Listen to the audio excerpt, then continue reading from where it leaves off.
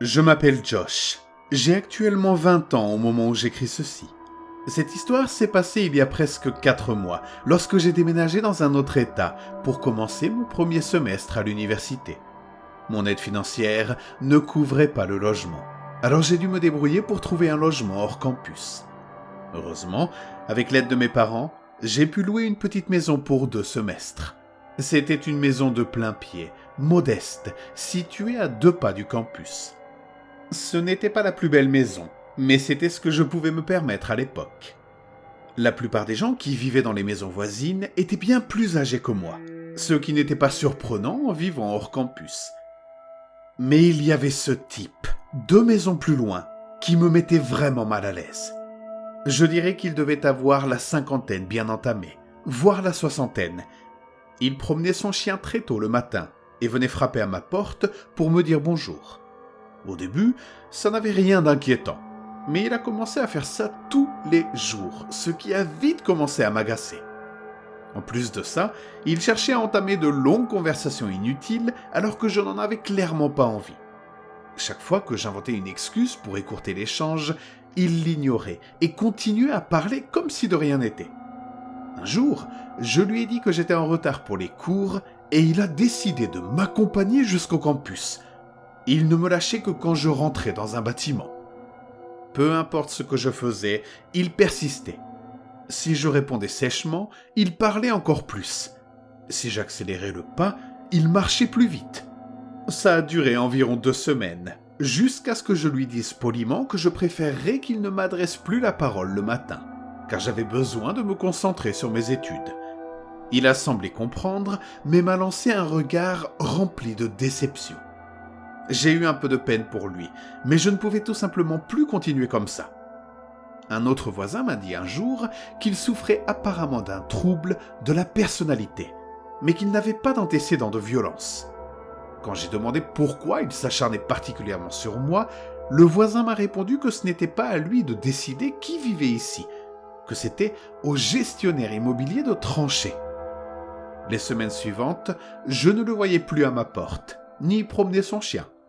J'ai trouvé ça un peu louche, mais j'ai préféré croire qu'il avait simplement respecté ma demande. Ma vie a repris son cours. J'allais en cours, je voyais mes amis, tout allait bien. Jusqu'à une nuit où quelque chose d'inattendu s'est produit. J'étais dans ma chambre en train de réviser pour un partiel quand j'ai entendu un petit bruit contre ma fenêtre. Comme les rideaux étaient tirés, je ne voyais rien. 10 secondes plus tard, même bruit. J'ai fini par comprendre que quelqu'un lançait de petits cailloux. En ouvrant le rideau, je l'ai vu. Il était là, debout, figé, à me regarder fixement. Et il n'était même pas sur le trottoir, mais dans l'allée de la maison. Il était déjà tard, alors j'ai décidé d'ignorer complètement la scène. J'ai refermé les rideaux, éteint toutes les lumières de la maison, puis j'ai vérifié que toutes les portes et fenêtres étaient bien verrouillées. J'étais mort de peur, mais je voulais juste me sentir en sécurité. Le lendemain matin, j'ai ouvert doucement la porte d'entrée pour voir s'il était encore là. Personne. J'ai couru jusqu'au campus sans me retourner, jetant des coups d'œil derrière moi pour m'assurer qu'il ne me suivait pas. La journée s'est déroulée normalement. J'ai vu des amis, suivi mes cours, et le soir, je suis rentré chez moi. En arrivant, j'ai été accueilli par un spectacle que je n'avais pas anticipé. 3 ou 4 voitures de police et une ambulance étaient garées devant ma maison, gyrophares allumés. J'ai entendu les talkies des policiers et vu les ambulanciers placer un homme que je ne connaissais pas sur une civière. Puis j'ai vu les policiers menotter mon voisin flippant et le placer dans une voiture. Quand j'ai demandé ce qui se passait, un agent m'a expliqué que la personne blessée était le releveur de compteur. J'avais complètement oublié qu'il avait accès à la maison. Je ne l'avais rencontré qu'une seule fois à mon emménagement. Par la loi, un releveur peut entrer dans la maison, même si le locataire est absent. Il était entré par la porte arrière pour accéder au compteur situé dans le sous-sol, où l'attendait mon voisin, caché, armé d'un couteau de ma propre cuisine. Il l'a poignardé à l'épaule. Apparemment, mon voisin comptait m'attendre, pensant que j'étais celui qui entrait. Quelqu'un du quartier l'a vu passer par la fenêtre avant même que le releveur arrive et a eu la bonne idée d'appeler la police. Quelques jours plus tard, j'ai été relogé dans un autre quartier hors campus et ma famille a même été remboursée. Je suis censé obtenir mon diplôme dans quelques années et même si la fac va me manquer, j'espère ne plus jamais revivre une chose pareille.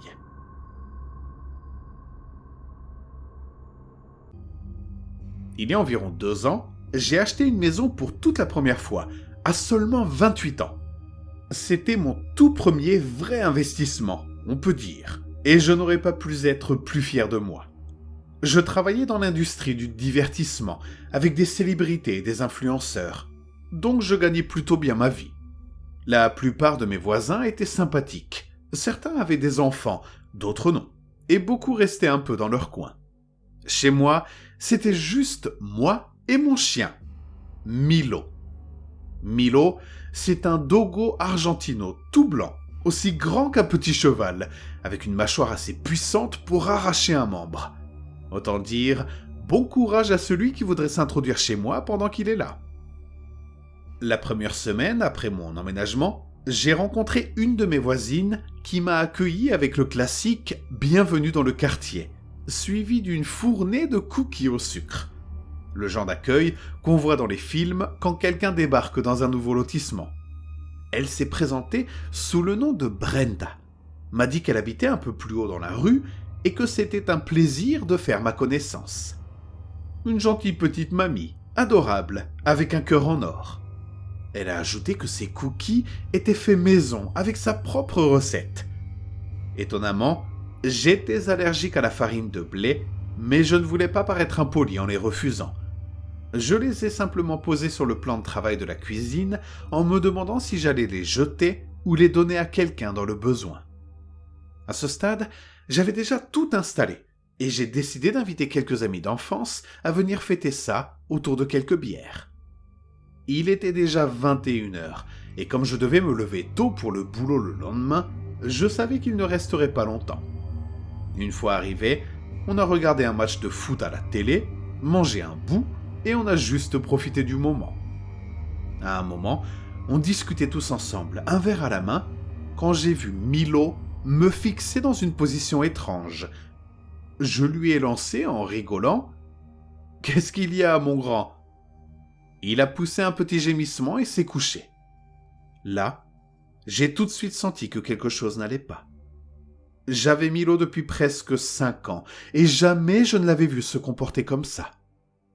Je ne suis pas vétérinaire, évidemment, mais on aurait dit que son humeur changeait toutes les quelques minutes. Joyeux, puis triste, puis carrément en colère. Son comportement était complètement différent. L'un de mes potes avait une copine vétérinaire, alors il l'a appelée en FaceTime et j'ai pu lui expliquer la situation. Elle m'a immédiatement demandé s'il avait mangé quelque chose qu'il n'aurait pas dû, ou s'il prenait un traitement. J'allais répondre non, quand j'ai repensé aux cookies. J'ai alors trouvé une assiette en plastique mâchouillée et une demi-douzaine de ces cookies grignotés et éparpillés dans le couloir. Milo s'était servi pendant que je ne regardais pas et je ne m'en étais même pas aperçu. 2 de mes amis sont partis et l'autre m'a aidé à l'emmener en urgence chez le vétérinaire. On est arrivé juste à temps. Le vétérinaire nous a expliqué qu'il était à 2 doigts de mourir. Les symptômes qu'il montrait étaient très inhabituels. Ils lui ont fait plusieurs tests et ce qu'ils ont découvert les a laissés sous le choc. Il avait un taux élevé de Brodifacoum dans le sang. C'est un poison extrêmement puissant utilisé pour tuer les gros rongeurs comme les opossums ou les nuisibles. Chez l'humain, il provoque une défaillance progressive des organes. Le corps ne sait même pas comment réagir face à ça. Ça commence doucement, mais les effets s'aggravent très vite. On a ensuite découvert que le poison avait été incorporé directement dans les cookies. Les forces de l'ordre ont noté tout ce que j'avais sur la femme qui me les avait donnés, et après avoir fouillé tout le quartier, ils n'ont jamais retrouvé sa trace. Honnêtement, je ne suis même pas certain qu'elle habitait vraiment là. Pourquoi elle m'a ciblé et pourquoi elle a mis du poison dans ses cookies ? Je n'en ai aucune idée. Milo a heureusement survécu. Et c'est toujours le compagnon le plus joyeux que je connaisse. Ma femme et moi sommes mariés maintenant. Et on vient d'avoir notre premier enfant, qui adore Milo. Et moi, je donnerai ma vie pour les protéger tous les deux. J'ai vécu dans cet appartement pendant un peu moins d'1 an. C'était un rez-de-chaussée, une chambre située à l'est du complexe. Un immeuble vraiment vieux, avec une moquette bon marché. Le genre d'endroit où vos voisins peuvent vous entendre éternuer à travers les murs. Cela dit, c'était plutôt calme dans l'ensemble. La majorité des locataires étaient d'un âge moyen, voire plus âgés. Des gens discrets, endettés, sans grande ambition. Parfois, on entendait des disputes à travers les conduits d'aération ou une fête dérapant un peu trop tard. Mais c'était rare. Les flics ne sont venus que 2 fois en 6 mois, et à chaque fois, rien de bien grave. Moi, je restais dans mon coin. Je bossais beaucoup, je rentrais, je dînais, je regardais un peu la télé et j'allais dormir. J'avais eu ma dose d'endroits bruyants et bordéliques. Cet appart, c'était censé être mon havre de paix. Mon premier vrai chez moi d'adulte. Et c'est exactement ce que c'était, pendant un temps. Puis, Flynn a emménagé. C'était un mercredi matin. Je m'en souviens parce que son camion de déménagement bloquait ma voiture. J'ai dû taper contre la cabine pour qu'il bouge. Il ne s'est même pas excusé. Juste un regard vide, comme s'il n'avait rien entendu. Un type maigre, la quarantaine sans doute, mais avec un visage impossible à dater. Hoodie noir, gants et des vieilles bottes militaires lacées 3 fois. Pas le look habituel pour quelqu'un qui emménage dans un logement social. Je me suis présenté. J'ai eu son prénom, c'est tout. En 2 heures, le camion avait disparu et Flynn s'était enfermé chez lui comme évaporé. La première semaine, c'était tranquille, mais il y avait comme une tension dans l'air autour de son appart. La nuit, j'entendais le déclic métallique ou le frottement léger d'un objet traîné sur le béton de son patio. Rien d'alarmant. Rien qu'on appelle les flics pour, mais je le remarquais. Et c'était toujours après minuit. Dès la 2e semaine, je savais que ce type était bizarre. La première fois que j'ai vu le feu, je pensais qu'il faisait un barbecue. Je suis sorti sur mon patio et j'ai tout de suite senti l'odeur du papier brûlé. Pas du charbon ni de la viande, juste du plastique fondu et du papier cramé. J'ai jeté un œil de l'autre côté de la séparation et je l'ai vu, accroupi devant une grosse boîte en métal, à y jeter des feuilles comme s'il priait. Le regard qu'il posait sur le feu, ce n'était pas de l'ennui, c'était de la dévotion. Je suis Baptiste, j'ai vu ce regard pendant des prêches. Ce mec était taré. Il a levé les yeux vers moi sans bouger, juste un regard fixe.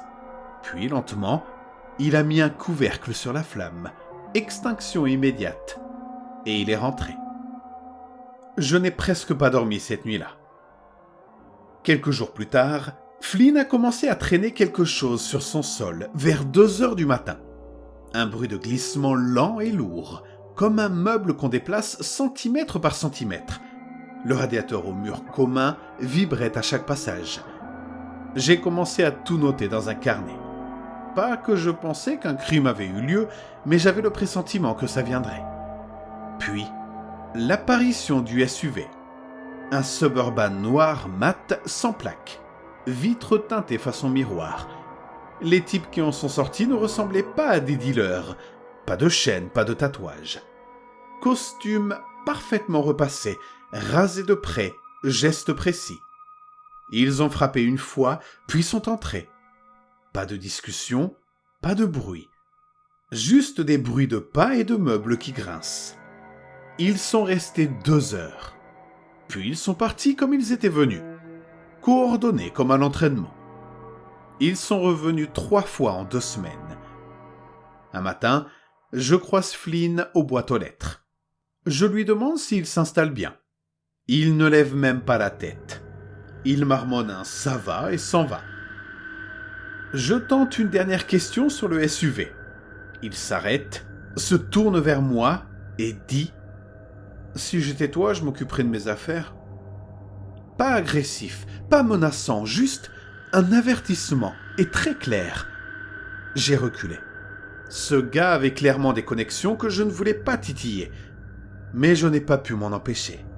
J'ai installé une dashcam bon marché pointée vers le chemin, assez discrète pour filmer les visites nocturnes. Après la 3e visite, plus rien. Pas de feu, pas de visiteurs, pas même Flynn. Puis, un couple est arrivé. Vendredi soir. McLaren argenté. Un homme, une femme, classe red carpet. Costa sur mesure. Il marche vers l'appart de Flynn. Il ouvre la porte avant même qu'il frappe. Cette fois, j'entends des éclats de voix. Ce n'est pas calme. Des échanges vifs, nerveux. Flynn essaie de rester calme. L'autre le pousse à bout. La femme dit peu, mais quand elle parle, c'est tranchant. Puis d'un coup, silence. Ils ressortent, souriant, comme si rien ne s'était passé. Et ils s'en vont. Les jours suivants, un calme absolu. Pas un son, rideau fermé, lumière éteinte, pas même une odeur de cuisine. Jusqu'à ce qu'une odeur apparaisse. Jeudi. Une odeur aigre, comme du lait tourné. Vendredi, c'était insupportable. Je préviens la gestion. Ils disent qu'ils vont envoyer quelqu'un. Personne ne vient. Samedi matin, je pars au boulot. À mon retour, voiture de police, ambulance, ruban jaune. Des flics partout. Un agent technique prend des notes. Un des hommes en costume noir est là, silencieux. Un flic me repère, il vient vers moi. « On a trouvé quelqu'un mort dans l'unité, » dit-il. « Vous êtes voisin ?»« Ouais, j'habite juste à côté. Ça sentait mauvais depuis des jours. » « C'était sûrement lui, » dit-il calmement. « Mort depuis au moins une semaine. On attend de confirmer l'identité. » Je lui raconte tout. Les feux, les SUV, les visiteurs. Il note, pas étonné. « Ce n'est pas un homicide, » conclut-il. « Aucune trace d'effraction, pas de blessure. Le médecin pense que c'est naturel. » Il voit que je doute. « Ça arrive, mec bizarre, vie bizarre. Ça ne veut pas dire qu'il y a eu crime. » Je regarde les ambulanciers emporter le corps. Le soir même, je reste dans mon salon, les lumières éteintes, fixant le mur qui nous séparait. Je repense à tout. Surtout à ce que je n'ai dit à personne. Le jour où le couple est parti, j'ai vu par la baie vitrée quelque chose d'étrange. Une table en métal, fixée au sol, avec des sangles en cuir pendant sur les côtés. Ça n'y était pas avant. Le lundi, ils ont vidé l'appartement. Pas de combinaison hazmat, pas de presse, juste des types avec des gants et des cartons. Mais la table, personne ne l'a sortie. À la pause déjeuner, j'ai regardé à travers la baie vitrée. Les sangles n'étaient pas en cuir. C'était de la toile militaire, épaisse, tachée de brun. Le sol en dessous, rayé, comme s'il avait traîné quelque chose encore et encore. Flynn est mort, oui, mais rien là-dedans ne me semblait naturel. Une semaine plus tard, le SUV noir est revenu. Pas de police, pas de lumière. Il s'est garé à 5 heures du matin, resté là 1 heure, puis est reparti. J'ai essayé de chercher Flynn sur Internet. Aucun nom de famille, aucun dossier d'arrestation. Même les registres de décès ne disaient rien. Comme s'il n'avait jamais existé. Des mois plus tard, un jeune couple s'est installé. Guirlande, plantes, un bébé, adorable. Mais parfois, les soirs d'été, quand leur porte-fenêtre est entr'ouverte, je jurerais entendre le même bruit de raclement derrière le mur. Et je me demande, est-ce que cette famille vit au-dessus de quelque chose qu'elle ne connaîtra jamais ?